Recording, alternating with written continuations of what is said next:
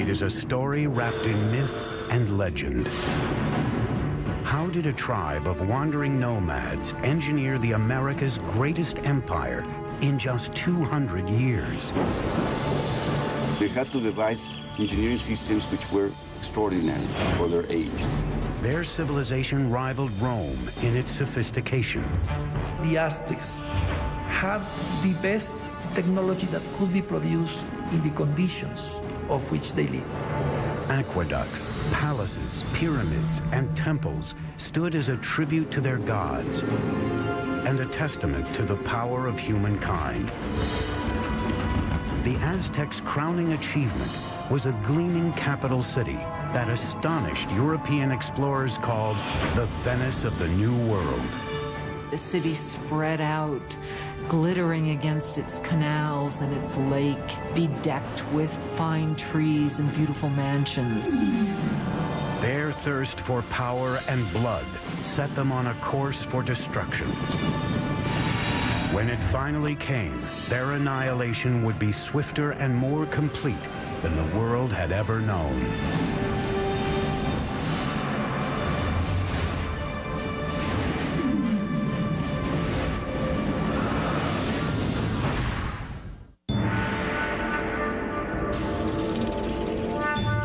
In 1325 AD, central Mexico, near modern-day Mexico City. A young girl, just a teenager, is celebrating her impending wedding. She is the daughter of a tribal king, and she is about to join a new tribe that has been a guest of her kingdom. That tribe is now known as the Aztecs. As part of the ritual, 5 Aztec noblemen lead her to an ancient temple for the ceremony. But as she reaches the top, the noblemen suddenly veer her away from the altar and onto a slab of stone in front of the temple, one used for sacrifice. Each man holds a limb, while a 5th lifts an obsidian knife high in the air. With one searing move, he slashes it through her chest and extracts her still beating heart. That evening, the king is invited to a ceremony to celebrate the marriage. Instead, he finds a priest performing a dance, wearing the still glistening skin of his daughter.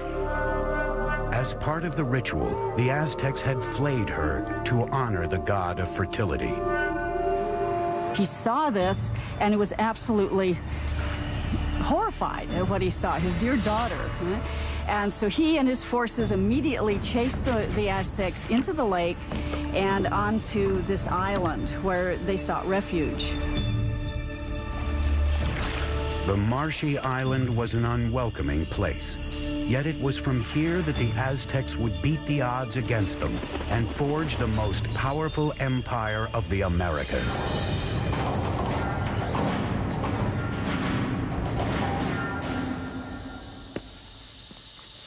Hi, I'm Peter Weller.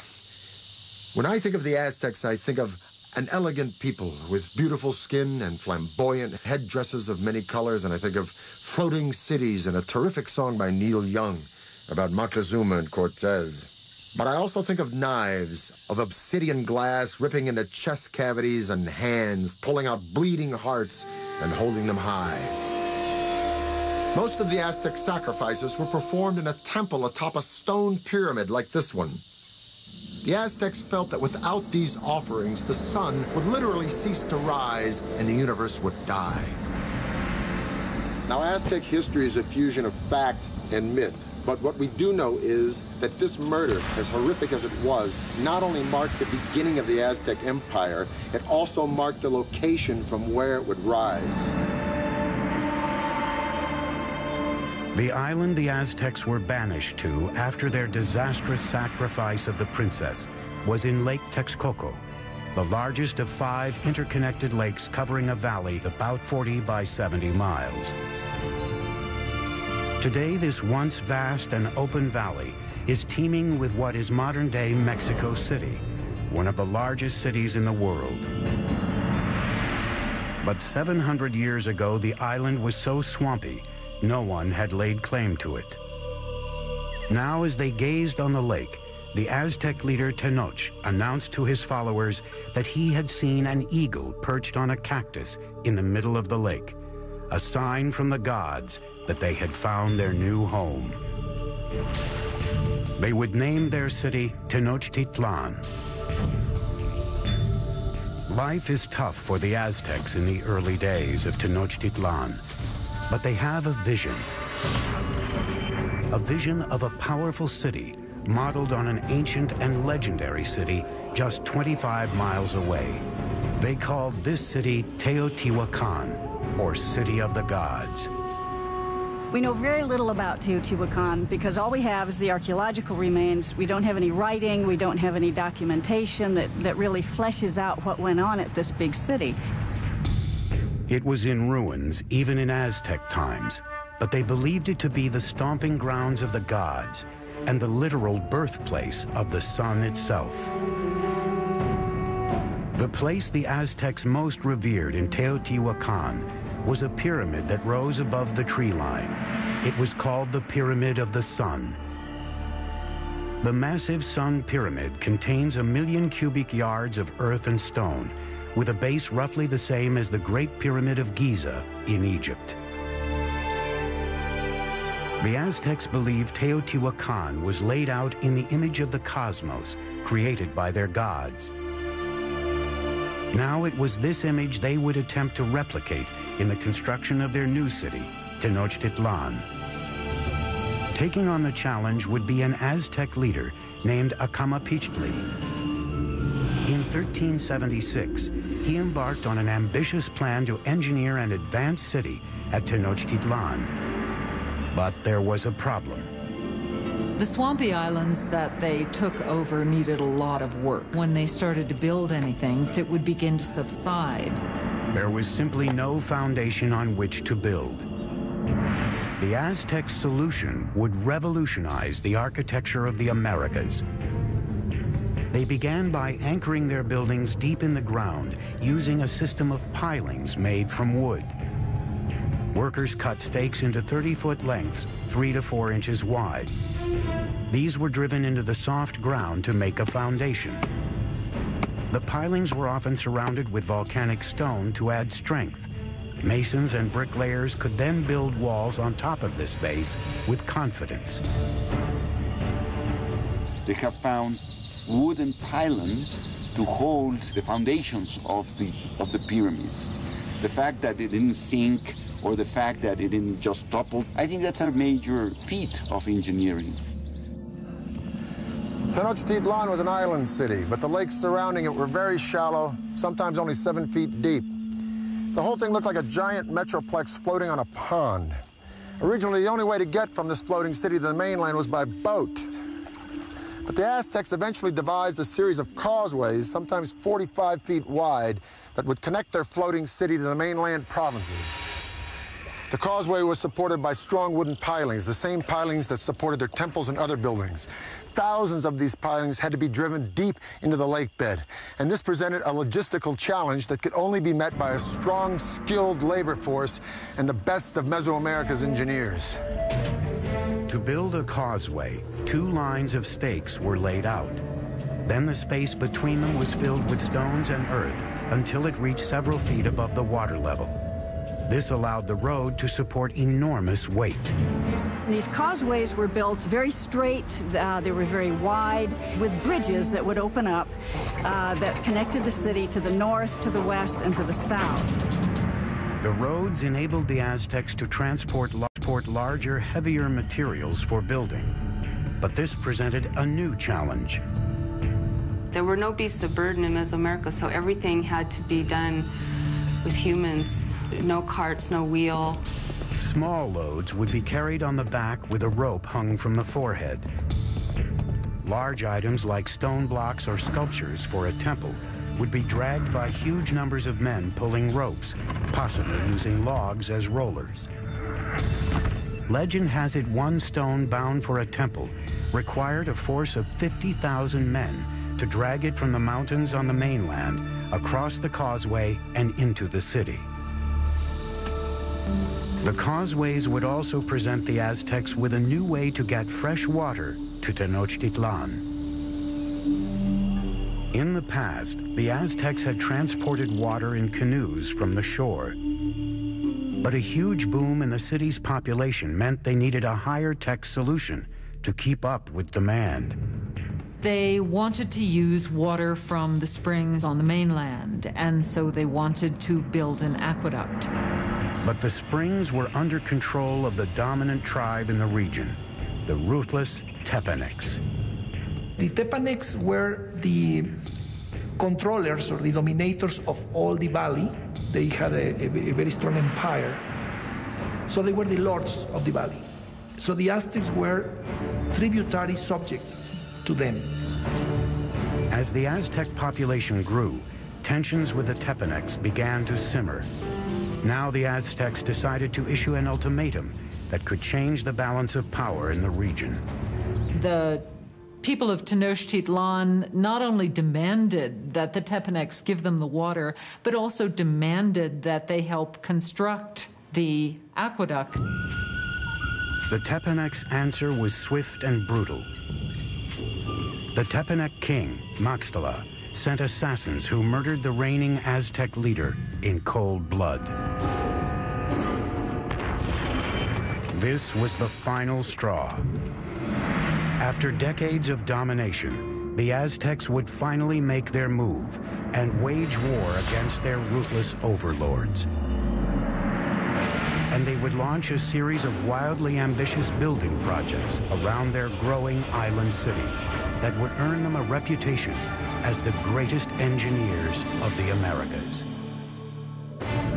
The founding tribe of the Aztecs called themselves the Mexica. The country of Mexico gets its name from this tribe.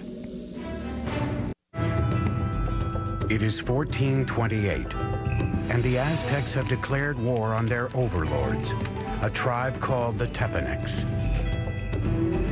But to defeat the Tepanecs, they would need a little help from their neighbors. The Aztecs approached the nearby city-state of Texcoco. There, a decisive leader was on the rise. His name was Nezahualcoyotl, and his domineering leadership would be instrumental in forging the Aztec Empire. With Nezahualcoyotl at their side, the Aztec underdogs would go for the jugular. They launched an all-out attack on the Tepanec capital. After a siege of more than 100 days, they broke through Tepanec defenses and slaughtered their oppressors. After capturing the Tepanec king, Maxtla, King Nezahualcoyotl personally cut out his heart and sprinkled his blood into the waters of Lake Texcoco. Suddenly, the tables had turned. That is the exact moment of the beginning of the empire, and the Aztecs became the leaders of the Valley of Mexico. After conquering the Valley of Mexico, the Aztecs could now turn their attention to bringing clean water to their growing city. Remarkably, the Aztecs would independently design and build something that only a few world empires would master: the aqueduct. The aqueduct actually had two channels, each about 5 feet high and 3 feet wide. One would be cleaned and maintained, while the other was being used so the water flow was never interrupted. The twin-tube aqueduct ran for 3 miles from the mainland to the center of the island city. In town, water streamed into public fountains and reservoirs, and was distributed to the public in large clay jars or by canoe. In comparison to the Europeans, the Aztec were a very clean people. We know that the Aztec emperor bathed twice a day. So in terms of hygiene, the Aztec people was much more advanced than the Europeans. While the Aztec nobles were bathing in luxury, at this time in Europe, plague caused by unsanitary conditions was killing millions. King Nezahualcoyotl's own bath was one of the most unique in the Americas. It was fed by a sophisticated aqueduct system that also brought running water to his palace grounds. Behind me is the hill of Tetzcoatzinco. And on this hill, Nezahualcóyotl built a fantastic pleasure palace. And around this palace, a virtual botanical garden filled with all of the exotic flowers of Mesoamerica. Nezahualcóyotl brought water from the Sierra Nevada mountains all the way down to here, into this hill, to his palace, just to water his plants. To install an aqueduct there, Nezahualcóyotl had to fill a huge gorge between Tetzcocinco and the next hill. As the water arrived at the first hill, it gathered in small pools built to control the speed of the flow before it reached the aqueduct. After crossing the aqueduct, the water ran in a circuit around Tetzcocinco Hill, spilling off over the sides in rock-cut waterfalls to water the gardens. It ended up in a nearly perfectly round rock-cut pool called the King's Bath. And from here, he could look upon his domain at Texcoco, and he could look down at the botanical gardens that he was watering with his fantastic aqueducts. It is indeed a bath fit for a king. By the mid-15th century, with their empire on the rise, it was time for the Aztecs to choose a sovereign leader. He was called Moctezuma, and he would be the first of two emperors with this now famous name. Moctezuma's first order of business was to extend the empire's borders. The Aztecs captured city-states southward to the valley of Oaxaca, westward to the Pacific, and east toward the Gulf of Mexico. By 1449, the empire contained as many as 15 million people. In the short span of 100 years, the Aztecs accomplished the impossible. They had toppled the Mesoamerican world order. But while the Aztecs dominated militarily, their island city was vulnerable to a different kind of enemy. Like New Orleans, Tenochtitlan was constantly doing battle with water. And one of Moctezuma's first projects was to protect his city from the deluge of water surrounding it. This is what is left of Lake Xochimilco, in the southern part of Mexico City, in Aztec times, the city of Tenochtitlan. This lake, like the other four lakes that surrounded the city, were spring-fed. Thus, there were no rivers or streams into which it could drain. And if it rained hard enough, the water would rise up and sweep over the land and into the city itself. And this is exactly what happened in the mid-1400s when a flood of catastrophic proportions swept into Tenochtitlan. The city and the empire it commanded were almost completely destroyed, and the Aztec civilization had to once again rely upon the genius of its engineers, and one engineer in particular.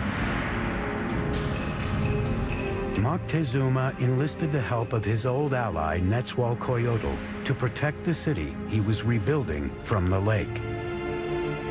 Nezahualcóyotl would design a solution that would make him the greatest engineer on the continent. His plan was to create a safe zone around the city with a huge dike that would protect Tenochtitlan and its inhabitants.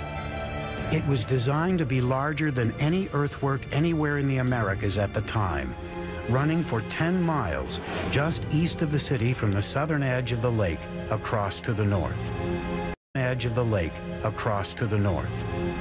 The walls were a wickerwork construction made of sticks, reeds, stone, and earth. Since the lake was shallow, the dike was only about 12 feet in height, but some 27 feet wide. Nezahualcóyotl fitted the dike with sluice gates, most likely wooden doors that would be raised or lowered to control the water level behind it. The dike also served another purpose. It protected their water supply.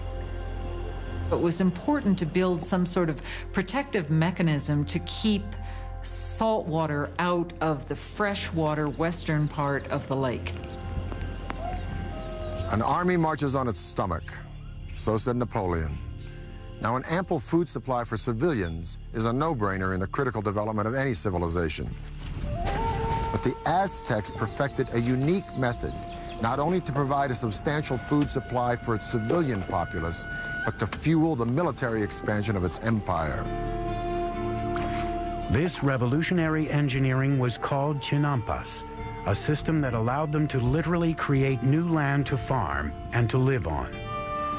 If you're going to have a city of any size, you have to provide room for them. And so what they did was build up these chinampas in the lake bed. Basically, a chinampa is an artificial island built in the lake. They look like narrow football fields, about 300 feet long by about 30 feet wide. A chinampa was built by weaving a web of sticks floating in the water and piling reeds on top of them. Mud was then scraped from the lake bottom and piled atop the reeds to form the chinampa. It took 4 to 6 men 8 days to build the average chinampa. They were connected to the city by massive navigational canals that would take thousands of men months to build. A chinampa like this one could produce up to 7 crops a year, whereas a farm on the mainland could yield 1, maybe 2, maybe 3 at the most. As a crop was ready to harvest on a chinampa, seedlings from another would be sprouting out of mud that would be spread on a boat adjacent to the chinampa. Then when the seedlings were ready, they'd be transported to the chinampa, and this cycle would be repeated over and over and over again on hundreds and then thousands of chinampas. Now, it was this technology that transformed Tenochtitlan from just another tribal town in the 14th century to a dominant and thriving city-state. With their city's infrastructure in place and vast lands under their control, the Aztecs would push the boundaries of their empire further than ever before. They'd create a far-flung network of roads, Aztec superhighways. But as the empire grew, so too did their practice of human sacrifice. Soon, rivers of blood would be flowing through the streets of Tenochtitlan. The average life expectancy of an Aztec citizen was 37 years. Today, Tenochtitlan, the capital of the Aztec Empire, is gone, buried under modern-day Mexico City. But 700 years ago, it was a shining capital on the rise, built by advanced engineers and led by larger-than-life emperors. By the late 15th century, the Aztec population had exploded. Their next great emperor would launch a series of conquests that would rival anything in world history. His name was Ahuitzotl, and he would prove to be an even greater warrior than his grandfather, Moctezuma. By 1502, Ahuitzotl had conquered territory from Mexico's Pacific coast and pushed the empire as far south as Guatemala. His reign was kind of like a golden age. He was a king that opened up transport routes to the coastal areas and to lowland areas where the Aztecs got their greatest luxuries, these shimmering tropical feathers, the gold, the precious stones that the nobles and rulers wore as symbols of their station in life. To transport riches to the heart of the empire, the Aztecs constructed a network of superhighways throughout central Mexico. Relay runners were stationed every few miles to create a sort of ancient Federal Express. Messages or goods could be sent 200 miles from the Gulf Coast to Tenochtitlan in just 24 hours, faster than the postal service today. With the empire at its height, the Aztecs under Ahuitzotl embarked on their greatest construction project, a massive pyramid at the very center of Tenochtitlan, the symbol of their absolute power. It was called the Templo Mayor, or Great Temple. The base of the pyramid was 240 feet deep by 300 feet wide and rose to a height of 15 stories. There were at least 117 steps in 2 staircases climbing 200 feet, leading to twin temples to honor the gods of rain and war. The temple was rebuilt on the same location 7 times, beginning in 1325 with the city's founding. As the empire grew, so did the pyramid. Each stage was simply built right on top of the stage before. The Templo Mayor was built mainly with a stone called Tezontle. that is volcanic stone, is a very lightweight stone. That would prevent the sinking of the temple. For floors and walls, the Aztecs applied a lime plaster, which was a form of concrete. Some examples found today remain as hard as modern concrete, even after 500 years. Aztec workers labored for decades to complete their monument to the gods. The temple remained buried until 1978, when power company workers digging a trench accidentally uncovered a huge carved stone and discovered the temple ruins next to it. The disc, 11 feet in diameter, weighs 8 tons and depicts the dismembered body of the goddess Coyolxauhqui. Coyolxauhqui was the moon goddess, but her brother murdered her because she became pregnant in a very shameful way. Now, the Aztecs weren't prudes by any means. Matter of fact, nobles had many wives and concubines, but amongst the commoners, particularly women, adultery was a no-no and severely punished, often by death. So according to legend, the moon goddess's brother cut her head off, and after he decapitated her, he shoved her body down a hill. The Aztecs reenacted this killing literally and frequently in festivals throughout their calendar year.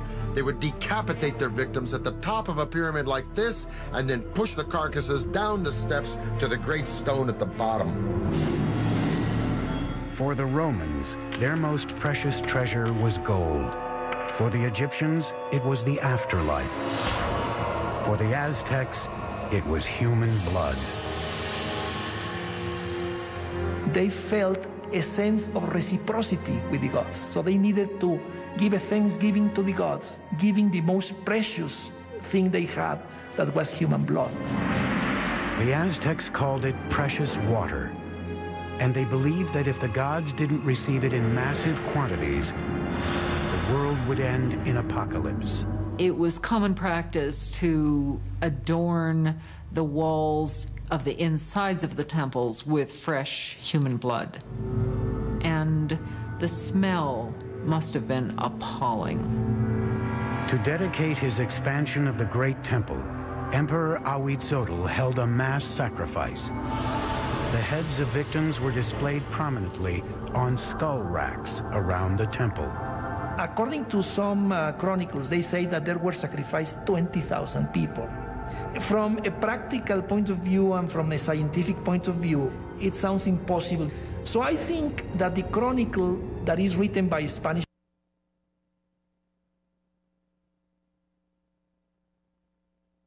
sources is basically telling us that to their eyes they were many. As Ahuitzotl's reign continued, the bloodletting skyrocketed. Life in Tenochtitlan soon became an orgy of death. Friends and enemies alike would be brought in to witness the sacrifices. It's always ritual, sacrifices. It's always ritual, sacrifice is always a ritual event. But it was also a political statement. And it was a form of intimidation.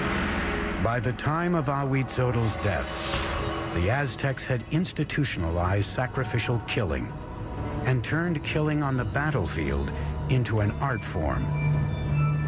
They were the America's fiercest fighters, an elite cadre of whom would have a spectacular new mountainside temple dedicated to them. But even they were not prepared for the war of the worlds that was about to descend upon them. Aztecs used obsidian to craft their blades, a volcanic stone so sharp it's utilized in modern-day eye surgery. 1502, Ahuitzotl, Emperor of the Aztecs, is dead. Moctezuma II, a 34-year-old former priest, comes to power.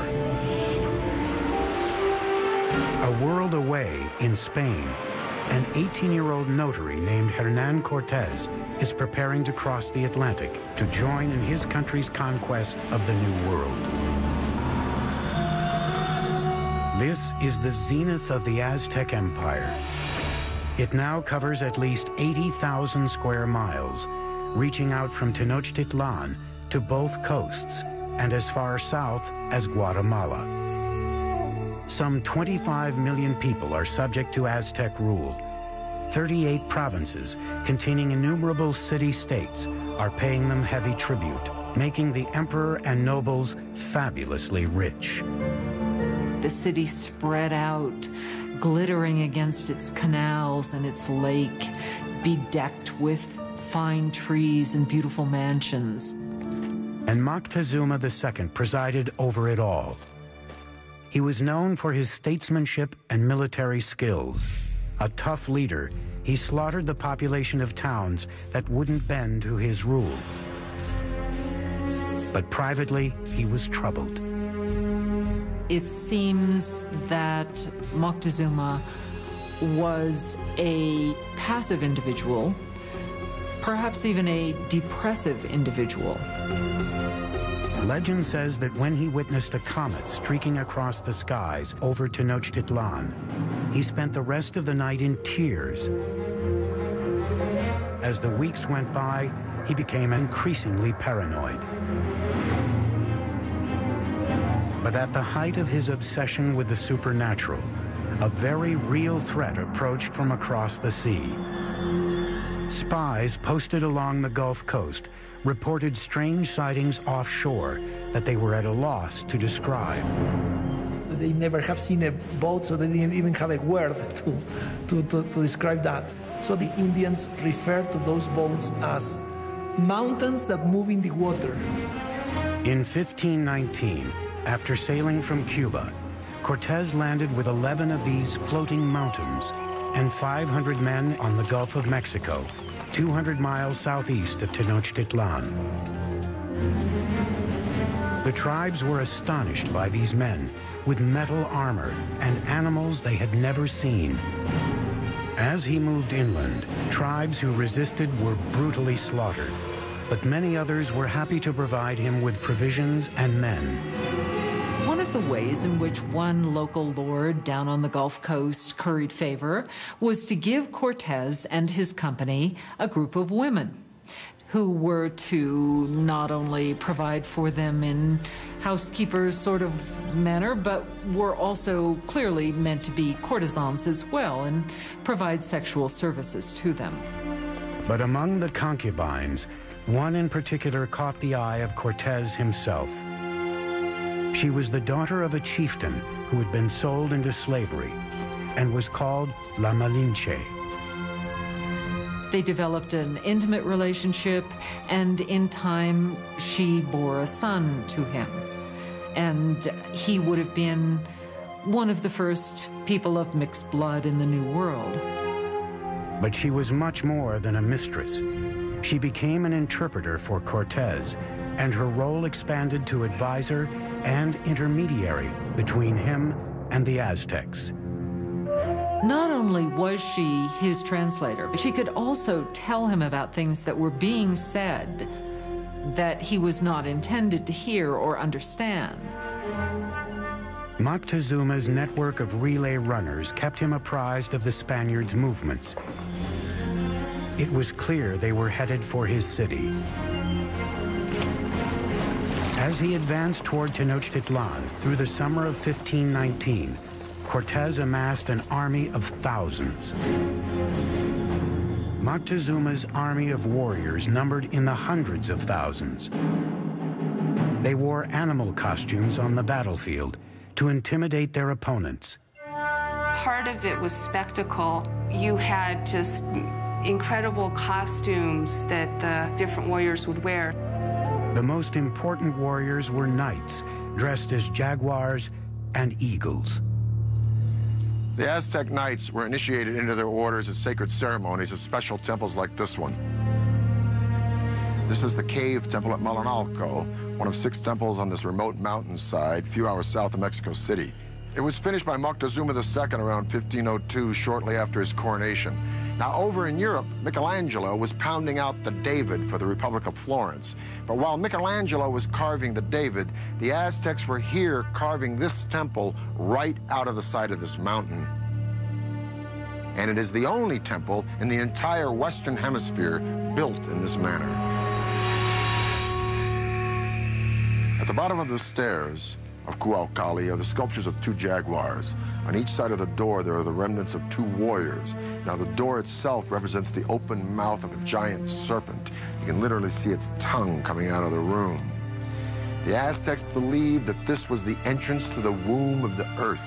Now, the privileged warriors would come here, go into the room with sculptures of eagles, have their noses pierced, and offer blood and sacrifice to Huitzilopochtli, the god of war. But this would be by no means the last time these Aztec warriors would spill their blood. The first meeting between Cortez and Moctezuma would be peaceful, but the conquistador knew a huge and bloody clash between the old world and the new would soon take place. And the annihilation that ensued would become one of the most frightening events in the history of the Americas. Cocoa beans were so valuable a commodity to the Aztecs, they were even used as a currency. It is the fall of 1519. Spanish conquistador Hernan Cortez has finally reached the gleaming Aztec capital he has heard so much about, Tenochtitlan. When the Spaniards first saw Tenochtitlan, they thought they were in some kind of an enchanted vision. They thought they'd entered some kind of a dream. A massive force of native warriors allied against the Aztecs accompanies him as he advances on the main causeway into the city. The meeting of Cortez and Montezuma on a causeway approaching Tenochtitlan had to be one of the most remarkable events in world history. It's really a meeting of two different worlds. And Cortez offered his hand, but the minute he started to do that, to actually touch Montezuma, the noble attendants around Montezuma pushed Cortez away and said, no, no, no, that's a total indignity. Cortez away and said, no, no, no, that's a total indignity. Nobody touches Montezuma, the great lord of the land. The meeting of the two worlds was peaceful, but fraught with tension. Moctezuma by this time had become increasingly impulsive and prone to bouts of hysteria. So the encounter was an encounter of sensing the forces, no, in each side. But the Aztecs had a diplomacy and a warfare system that was somewhat naive in comparison to the very tricky and sly system of the Europeans. Moctezuma invited the Spaniards to stay in one of his palaces. It would prove to be a catastrophic mistake. As the Spaniards entered the city, they were so awed they thought they were dreaming. At the heart of the city stood the emperor's colossal palace. The palace of Moctezuma II was a massive complex spread across 6 acres near the Great Temple.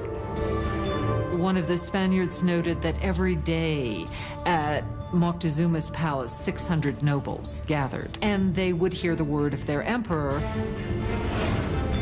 Moctezuma received the Spaniards in a large reception chamber just beyond the main entrance, designed to make the emperor appear omnipotent. But Moctezuma's palace would be the last ever built by the Aztecs. Not a week into their visit, the Spaniards went for the jugular, kidnapping Moctezuma. It was an audacious move, but it paid off. The empire appeared to be theirs. Even though Moctezuma was still the official leader of the city, he was really, for some time, nothing more than a mouthpiece for Cortez. For 6 months, tensions within the walls of Tenochtitlan slowly simmered. Then, in the spring of 1520, it all came to a head. One morning, Spanish soldiers interrupted a sacred sacrifice and slaughtered those taking part. The move sparked an uprising. For the Aztecs, the Spaniards had committed an unspeakable sacrilege. The city became engulfed in chaos as the Aztecs marched on Moctezuma's palace. Moctezuma gets up on the top of the palace and tries to talk to the people and calm them down, and by now they're just not having any of it. Moctezuma had become nothing more than the Spaniards' puppet, a betrayal so great in the eyes of his people, they pummeled him with rocks and arrows. Shortly after, Moctezuma's lifeless body was tossed from the palace walls. Whether he died at Spanish hands or from injuries inflicted by his own people may never be known. And the Spaniards at that point decided this would be probably a good time to leave the city.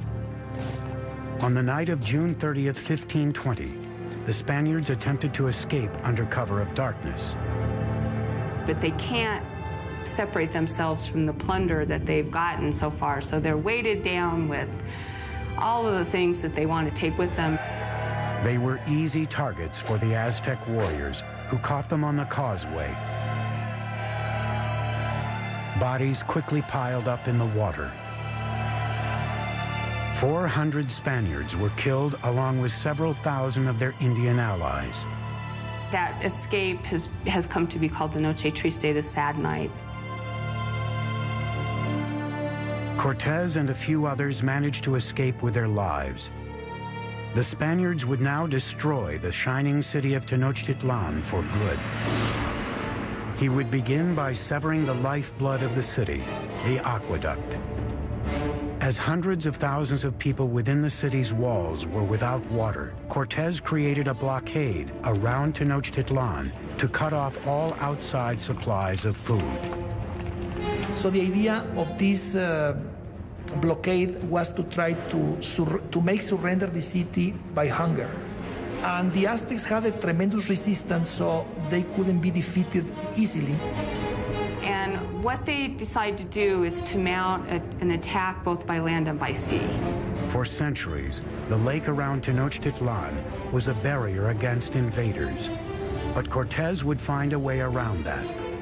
He had thousands of his Indian allies carry ships in pieces up thousands of feet over the mountains to be assembled and launched into the lake. May 1521. Cortez unleashes his massive army in a final decisive attack on Tenochtitlan. 600 Spaniards, including 100 cavalrymen and upwards of 50,000 of their Indian allies, clash with the Aztec defenders of the city on its grand causeways. Brutal fighting continued for months. Day by day, Cortez razed the city block by block. He and his Indian allies were merciless in their systematic slaughter of the population. It was an extremely hard-fought battle, especially in the city precincts. The Aztecs made a last stand at the great temple in Tlatelolco. Warriors lined the steep steps to rain down arrows and rocks on their enemy. But it was hopeless. On August 13th, the final Aztec leader, Cuauhtemoc, was captured and surrendered to Cortez. And that was just the beginning. 20 million would die of disease brought by the Spaniards. By the end of the 16th century, we estimate that the native population had been reduced by about 90%. Modern-day Mexico City has been built atop the rubble of the once majestic city of Tenochtitlan. The Spaniards leveled it during the construction of their own colonial capital, even using stones from the great temple to build their cathedral still standing next to the temple ruins. The Aztec Empire had vanished, and with it, a legacy of astonishing engineering achievements. It has become clear from their sophisticated systems of urban planning, agriculture, and waterworks that the Aztecs stood among the most advanced of the world's great empires. The cave temple here at Malinalco is one of the few truly impressive Aztec achievements that the Spanish did not destroy. And stunning sights such as this beg the tantalizing question, if the Spanish had not come, what would Mexico look like today? I'm Peter Weller for the History Channel.